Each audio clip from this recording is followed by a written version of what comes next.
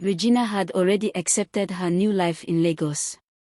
After finding out the modeling school was really a prostitution house, she cried for days. But when she saw how fast the money came, she finally joined the other girls. Every night she stood outside the building with the rest of them, dressed up, waiting for customers.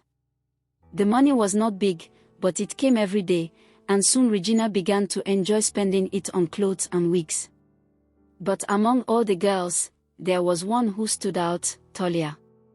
Tolia was the most loved girl in the house.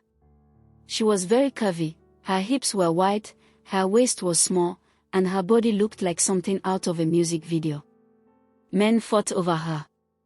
Madame Rita, the owner of the house, treated her like a queen. She gave her the best room, the best clothes, and even introduced her to rich men who paid big money. Every night, Regina watched Tolia counting huge amounts of cash with a big smile.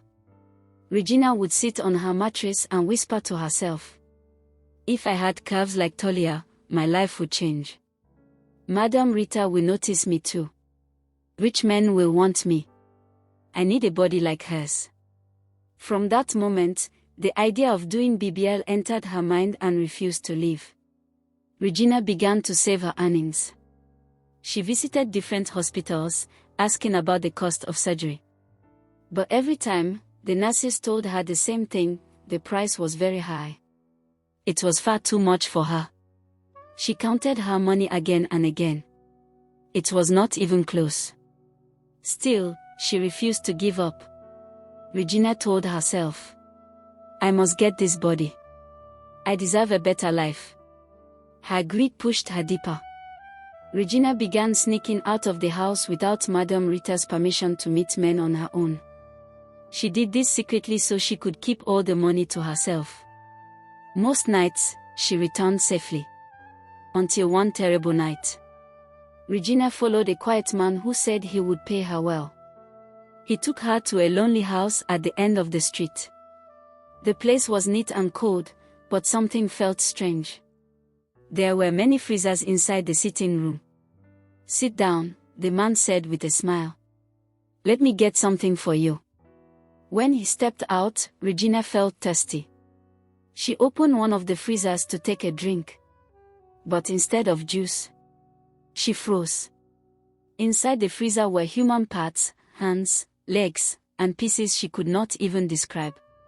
Everything was arranged like meat. Her heart almost stopped. She covered her mouth to stop herself from screaming. Her whole body shook. She knew immediately she had entered the house of a ritualist, a man who sold human parts. Quietly, she looked around. The man was still outside. Regina acted fast. She tiptoed to the back door, opened it slowly, and ran out into the darkness without looking back. God saved her life that night. She cried all the way back to Madame Rita's house. But even after that terrible experience, one thing refused to leave her mind: the need to get curves like Tolia. Regina realized her body would never change on its own, and her earnings were too small. So she sat on her bed one afternoon and whispered to herself, "If I want a better future, I must find another way." Then an idea entered her mind. A dangerous idea. She remembered her father's only piece of land in the village. The land he treasured. The land he wanted to give her in the future. Regina thought about it for a long time. Then she decided. She would sell her father's land to pay for her BBL. She didn't care about the consequences anymore. She didn't care who she would hurt. She only cared about curves, money, and the life she believed she deserved. And with that decision, Regina's story took an even darker turn. Regina sneaked out of the prostitution house around 5 a.m. while everyone was still asleep. She wore a simple gown and carried a small bag of clothes. She didn't want Madame Rita to know she was leaving Lagos for a few days. She entered a morning bus and traveled straight to her village. When she arrived, her parents were shocked. They had not seen her in a long time. "My daughter," her mother shouted with joy, hugging her tightly. Regina smiled, pretending everything was fine. She lied and said, "I just came to visit and greet you people. Lagos has been good to me." Her parents looked at her carefully. She looked different, her skin was glowing, her hair was long, and her clothes were expensive. She even brought gifts and plenty of money. The money confused them. Her father whispered to her mother later that night, "Where did she get all this from? This is too much for a simple modeling school." But Regina acted innocent. She cooked, laughed, and played with her younger siblings. She made sure nobody suspected anything. One afternoon, when her parents went to the farm, Regina entered her father's room. She searched the old wooden box under the bed until she found what she wanted, the land document. Her father's only land. The land he was keeping for her future. She held the paper tightly and whispered, "This will give me the body I want."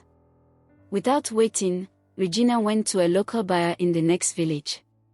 She sold the land very quickly and took the money.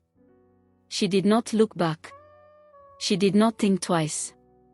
That same evening, she left the village and rushed back to Lagos with a wicked smile on her face. When her parents returned home and noticed the missing land paper, they were confused. But when they heard that Regina had sold the land, running away immediately, the news hit them like thunder. Her father shouted, "My land! Regina sold my land." He held his chest and collapsed to the floor. Before anyone could help, he died. Her mother screamed until she lost her breath. She was rushed to the hospital and admitted. But Regina did not know any of this. Back in Lagos, Regina paid for her BBL. She finally got the curves she dreamed about. Big hips, round buttocks, a small waist. She felt like a star. When she returned to Madame Rita's house, she showed off her new body. She walked in front of all the girls, shaking her waist proudly. Tolia looked at her once and hissed. Regina laughed and said, "Now I'm the queen here." But her celebration did not last. After 2 weeks, Regina noticed a strange smell. At first, she thought it was the room. Later, she realized the smell was coming from her own body. Her buttocks began to swell painfully. The skin turned dark. Pores started to come out. The smell became worse every day. One night, Tolia screamed, "Regina, your body is rotten." All the girls covered their noses and laughed at her. Regina cried and begged for help, but nobody wanted to come close to her. Madame Rita dragged her outside and shouted, "You are a disgrace. Leave my house. Go away. You will chase customers away with this nonsense." She threw Regina's bag at her and locked the gate. Regina cried on the street with her rotten body, smelling, weak, and in terrible pains. She had no choice but to return to her village. When she arrived, she hid her body with a wrapper. She couldn't walk properly. She couldn't sit. She couldn't even sleep well. She asked about her parents. She was told her mother was in the hospital because of shock. And her father was dead. Regina screamed. She fainted. Later, her mother also died in the hospital. Regina had lost everything. She stayed alone in the small hut, her body getting worse every day. The smell was terrible. No one visited her. People feared her. Even children ran away from her. She cried day and night. If I had known. If I had listened. Beauty is not worth my parents' lives. I destroyed myself. Regina spent the rest of her days in pain, regret, and loneliness. Her dream for curves became the very thing that ruined her life.